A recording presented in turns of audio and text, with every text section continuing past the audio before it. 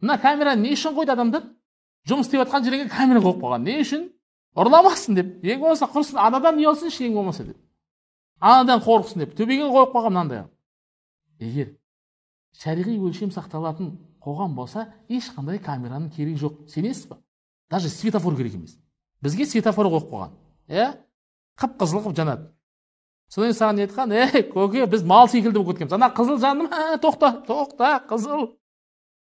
Сен саналы адам ретінде итак тоқтауың керек, алдына машина өтіп жатқан кезде. Сен оны ұқпағасын не қойған? Жоқ, бірінші светофор қойды. Одан светофорды өтіп кесіп кетіп беретін болдың, үстіне камера қойып қойды. Красныйға өттің деп. Түсіндіңіз ба? Сенің айуандығың, озбырлығың, жамандығың, бұзғыншылығың көбейе берген сайын, мынау көбейе береді. Камера, анау светофор, түгел барлығы көбейе береді. Не үшін? Әйтеуір сені не қылу керек? Тоқтату керек сені. Сені бір нәрсе қылып тоқтату керек.